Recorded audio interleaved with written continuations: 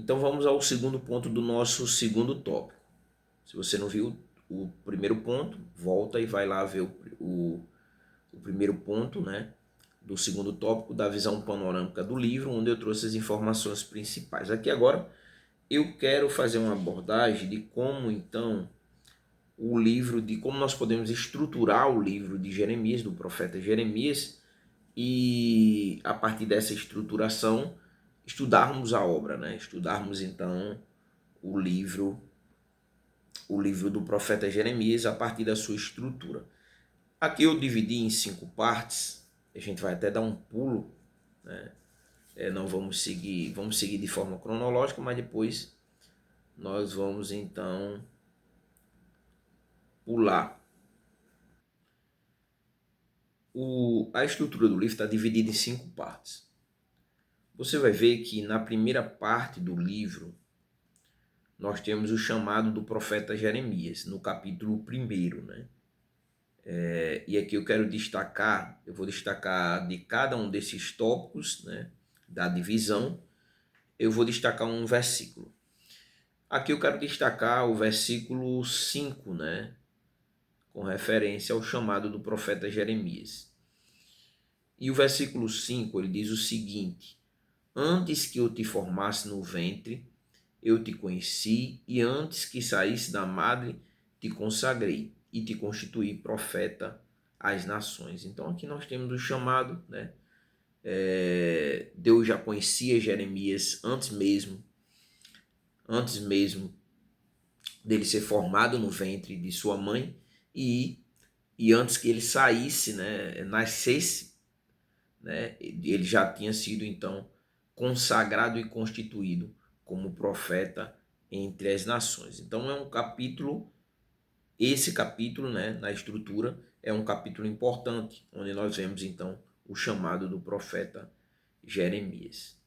Do capítulo 2 até o capítulo 25, nós vamos ver profecias, né, as profecias contra Judá. Eu quero destacar aqui o capítulo 2 e o verso 13, né? O verso 13, que são os dois males que cometido então, os dois males cometidos pelo povo, né? Porque o meu povo cometeu 2 males, a mim deixaram o manancial de águas vivas e cavaram cisternas. Já fizemos a leitura desse versículo em partes anteriores, e cavaram cisternas, né? Cisternas furadas que não retêm as águas.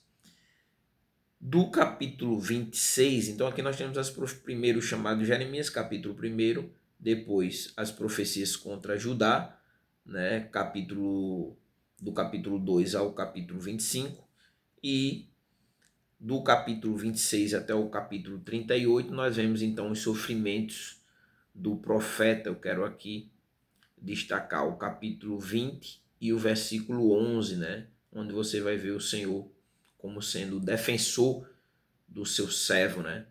O versículo 11 diz assim: mas o Senhor está comigo, porque como um poderoso guerreiro, por isso os que me perseguem tropeçarão e não prevalecerão. Então aqui nós, nesses capítulos aqui, dos capítulos 26 até o 38, nós vamos ver então os sofrimentos enfrentados pelo profeta, né?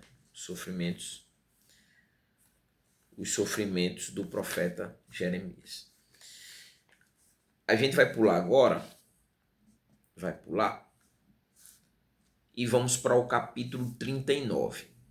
E o capítulo 39, nós vamos ver nesse capítulo a queda de Jerusalém.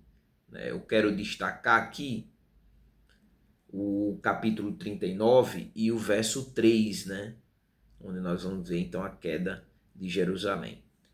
O verso 3 diz o seguinte, de Jeremias 39.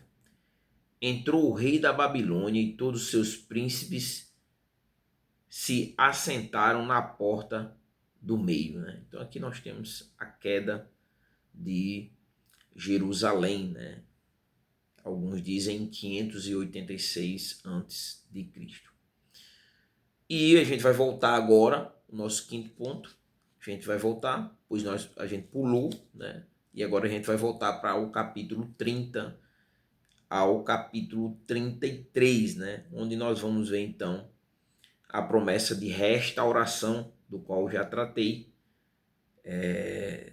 quando fiz referência então ao tema do livro.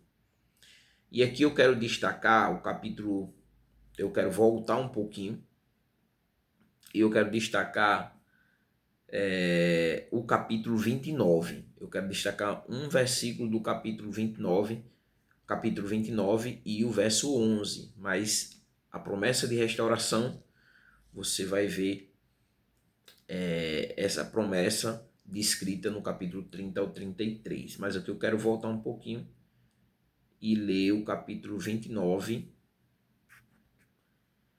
E a gente vai ver o que? Nós vamos ver no capítulo 29, o verso 11, os planos de Deus para o povo, né? Para o seu povo, né?